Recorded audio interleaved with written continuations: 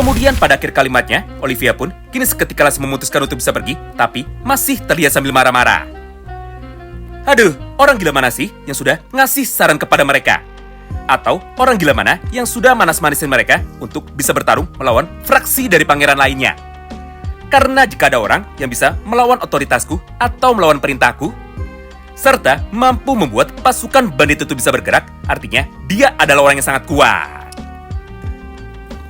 Jika kemarin masih bingung, maka beginilah penjelasan simpelnya yang sekarang ditanyakan oleh Cray dan juga dijawab secara langsung oleh Olivia tepat di dalam novelnya.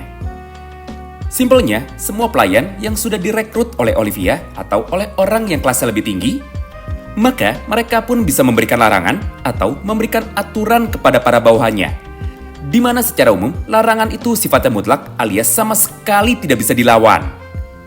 Contohnya, jika level 5 memberikan larangan kepada level 3 untuk tidak pernah bisa juara Liga Inggris, maka sampai mati pun orang level 3 tidak akan pernah bisa juara sesuai dengan larangan yang telah diberikan. Mengingat kenyataannya, kekuatan relik dari Kode Fortress untuk bisa mengatur hal itu sangatlah luar biasa kuat dan juga sama sekali tidak bisa dilawan. Namun, meskipun kekuatan relik untuk dapat memberikan larangan itu terlalu kuat, tapi faktanya hal itu sama sekali tidak mempan kepada Cray. Karena di dalam praktiknya, Cray bisa membatalkan semua larangan itu dan juga Cray pun bisa membuat sebuah perintah baru kepada pasukan dari para bandit. Hingga mereka pun kemarin jadi bisa menurut kepadanya. Padahal seharusnya hal itu mustahil untuk bisa dilakukan oleh para warga kelas 1 biasa.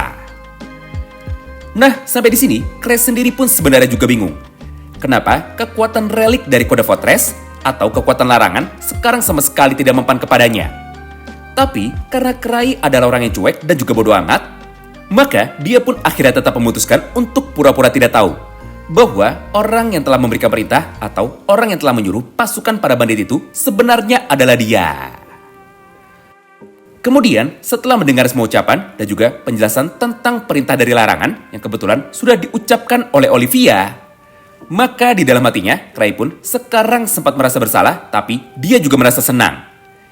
Di satu sisi, Cray merasa kasihan kepada pasukan para bandit kemarin. Karena mereka dengan bodohnya justru malah mau mendengarkan semua rencana dari Cray. Sedangkan di sisi lainnya, Cray pun sekarang terlihat sangat senang. Karena berkat rencana asal-asalannya itu, maka tahap pertama dari rencananya kini akhirnya berhasil. Ditambah, Cray pun sekarang sudah bisa menjadi ketua serta naik menjadi level 3. Dengan begini, maka pergerakannya sebagai mata-mata bisa menjadi semakin bebas. Serta dia pun jadi bisa mengumpulkan lebih banyak informasi lagi untuk dapat bisa menyelamatkan Putri Alisa Kode. Nah, mulai dari sini, ceritanya akan kami skip jauh. Serta kami pun akan memilih isi cerita yang sangat penting saja untuk dapat bisa dibacakan. Oleh karena itu, supaya alur ceritanya bisa ngebut, maka mari kita langsung loncat saja menuju ke dalam sudut pandang yang lainnya.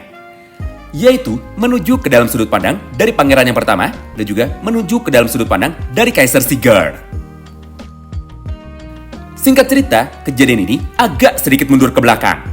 Atau tepatnya setelah kemarin Kaisar sudah memutuskan untuk bisa berpencar dengan Cray. Dan juga memutuskan untuk bisa masuk sendirian dengan menggunakan pintu masuk yang lainnya. Maka pada momen itu, Kaisar pun tiba-tiba saja seketika langsung ditangkap. Karena kenyataannya, nilai dari hasil evaluasi Kaisar ternyata terlalu besar. Yaitu sebesar 12.240 atau sedikit lebih besar daripada Cray. Bedanya, saat Cray kemarin pertama kali masuk, orang-orang hanya melihat angka 4 saja karena kebetulan mesinnya rusak. Lalu, ketika Cray sudah berhasil masuk ke dalam dan juga setelah semua penjaganya saat itu sudah lengah, maka di saat yang bersamaan, angka hasil evaluasi dari Cray seketika langsung berubah menjadi 10.000. Yang artinya, kemarin tidak ada satupun yang tahu bahwa nilai kekuatan dari Cray aslinya adalah 10.000, bukan sekedar 4. Sedangkan, dari sudut pandang Kaisar, mesinnya sama sekali tidak error. Jadi, ketika pertama kali dia masuk, maka semua penjaga di dalam gerbang itu otomatis langsung menjadi sadar bahwa Kaisar adalah mata-mata yang kebetulan saat ini sudah dikirimkan oleh kantor pusat dari para hunter dengan sebuah tujuan untuk bisa menyerang Kode Fortress. Gara-gara itulah, maka tanpa menunggu lama, seluruh pasukan menjaga gerbang dari Kode Fortress saat ini otomatis langsung menjadi aktif. Hingga sebagian besar prajurit mekanis yang kebetulan sedang ada di lokasi itu, akhirnya mereka pun langsung berusaha untuk dapat bisa menangkap Kaiser sekaligus untuk bisa melumpuhkannya. Pada awalnya, Kaiser pun sempat mencoba untuk dapat memberikan perlawanan dengan cara bertarung melawan pasukan robot mekanis menggunakan kekuatan dari teknik tarian Tempest Dancing-nya dalam skala besar. Tapi masalahnya, Code Fortress memiliki sebuah relik yang disebut relik anti-magic, yang artinya kekuatan sihir tidak bisa dipakai pada tempat-tempat tertentu. Atau jika di lokasi itu terdapat sebuah relik anti-sihir, maka tidak akan ada satupun hunter yang dapat menggunakan kekuatan sihirnya tidak peduli sekuat apapun hunter itu. Gara-gara hal tersebut, Kaiser pun jadi tidak bisa bertarung dalam kekuatan penuhnya. Karena jika tariannya tidak digabungkan dengan teknik sihir, maka hal itu sama sekali tidak ada gunanya. Tapi, meskipun kekuatan sihir dari Kaiser saat itu sudah berhasil disegel alias sudah tidak bisa digunakan sama sekali, namun kenyataannya, kekuatan fisik dari Kaiser sekarang masih terlalu besar. Karena di dalam praktiknya, dia pun bisa mengalahkan puluhan pasukan robot AI yang saat ini berusaha untuk bisa menangkapnya. Hingga gara-gara itu, pasukan robot tersebut mampu dibuat menjadi hancur sampai tidak ada satupun yang tersisa. Menyaksikan hal itu di depan matanya, maka para penjaga dari pintu gerbang sekarang langsung merubah rencananya. Yaitu, mereka langsung menggunakan kekuatan dari tembakan gas beracun. Tujuannya adalah untuk bisa membius Kaiser supaya dirinya tidak bisa bertarung sekaligus supaya dirinya bisa dilumpuhkan. Walaupun pada dasarnya, daya tahan tubuh dari Kaiser sangatlah luar biasa besar. Tapi sayangnya, tingkat resistensi dari Kaiser terhadap efek negatif sepertinya sangatlah kecil. Jadi, gara-gara terkena asap gas beracun, Kaiser pun akhirnya mampu dikalahkan dan juga dia pun mampu dibuat menjadi ketiduran. Nah, menarik ya, setelah beberapa saat berlalu dan juga setelah tubuh dari Kaiser sekarang sudah berhasil ditangkap, maka tidak lama berselang, Kaiser pun langsung dimasukkan menuju ke dalam penjara dari negara Code Fortress. Serta, dia pun juga langsung dipertemukan dengan anak pertama dari raja atau pangeran nomor 1 dari negara ini, yaitu dia adalah Angus Code. Di momen itulah, Agus pun langsung memuji semua kehebatan dari Kaiser dengan cara berkata seperti ini kepadanya. Wah, ini adalah pertama kalinya aku bisa melihat ada seorang hunter yang memiliki jumlah total kekuatan lebih dari 10.000. Atau lebih tepatnya, total kekuatanmu dari hasil penilaian kami adalah sebesar 12.230 CP. Yang artinya, sudah jelas kekuatanmu itu jauh lebih kuat daripada siapapun yang sekarang ada di dalam negara kita. Jadi dengan begitu, jika dirimu bersedia untuk dapat bisa bergabung kepada kami, maka partai atau fraksi dari kita pun pasti bisa menang di dalam pertarungan yang selanjutnya. Mendengar semua ucapan itu dari Agus Code, Kaiser yang kebetulan baru saja sadar, dia pun awalnya sempat mencoba untuk bisa melawannya. Dengan cara mengeluarkan semua kekuatan dari dalam tubuhnya untuk dapat bisa melepaskan borgol atau ikatan pada tangan dan juga kakinya. Sayangnya, kekuatan relik yang ada di dalam Code Fortress jauh lebih kuat daripada Kaiser. Sehingga, tidak peduli apapun yang dilakukan oleh Kaiser, dia pun sekarang sama sekali tidak bisa kabur. Menyadari hal itu, maka Kaiser pun mencoba untuk bisa tetap tenang. Lalu setelah menarik nafas panjangnya, Kaiser pun segera berkata seperti ini menuju kepada Agus Code. Hah? Dari gaya bicaramu dan juga dari kesombonganmu, aku pun sekarang bisa tahu bahwa kau ini sudah memiliki kekuasaan sejak dirimu lahir. Yang artinya, kau ini pasti salah satu pangeran dari negara Code Fortress. Sejujurnya, dirimu sekarang sudah salah tangkap, karena aku bukanlah seorang hunter seperti apa yang telah kau sangka. Jadi, gara-gara itulah, sebaiknya dirimu sekarang melepaskanku. Mendengar ucapan itu dari Kaiser, Agus pun sekarang segera membalasnya. Haha, alat kami tidak mungkin salah. Selama beberapa tahun kebelakang melakukan perekrutan, ini adalah pertama kalinya ada seorang hunter dengan kekuatan lebih dari 10.000. Yang artinya, kau itu adalah penyusup yang kebetulan sudah dikirimkan oleh kantor pusat. Jadi sekali lagi, kau ini tidak perlu berpura-pura karena kami semua sekarang sudah tahu kebenarannya. Lalu, setelah menjelaskan semua hal itu, maka Agus pun sekarang kembali berbicara lagi kepada Kaiser. Intinya, Kaiser, Sarah, dan juga Krai, sebenarnya mereka pun telah dijebak untuk bisa masuk menuju ke dalam negara Code Fortress. Ingat kan, pertama kali mereka mendapatkan misi ini? Maka mereka bertiga pun saat itu langsung diberikan 3 buah kartu ID card curian untuk bisa masuk menuju ke dalam negara kode Fortress.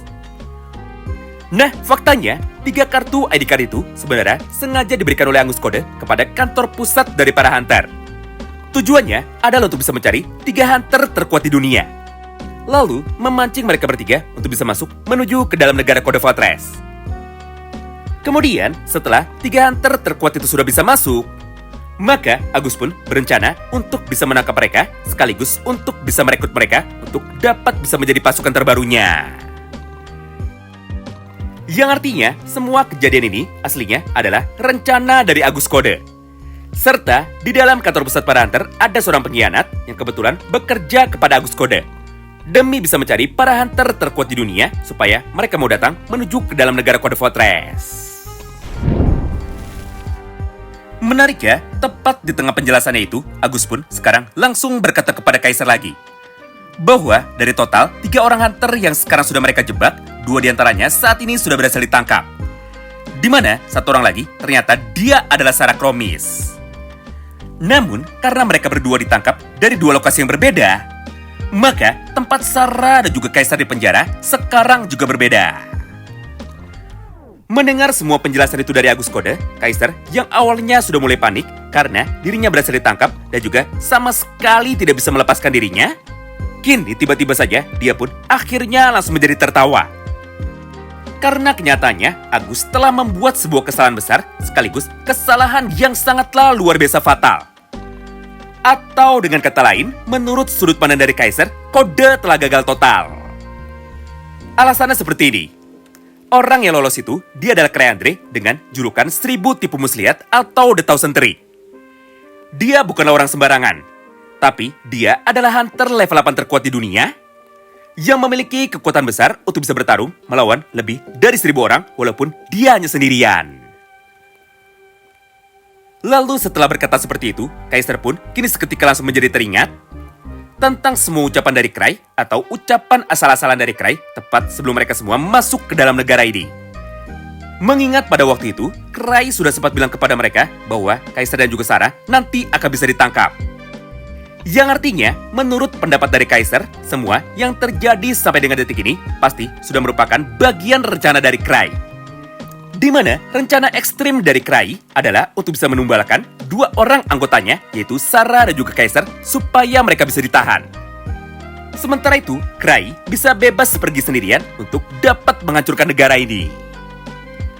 Nah, gara-gara berpikir seperti itu, maka Kaisar pun lagi-lagi kembali tersenyum. Serta tanpa menunggu lama, dia pun langsung berteriak dengan sangat kencang sambil mencoba untuk dapat bisa menghancurkan tubuhnya sendiri.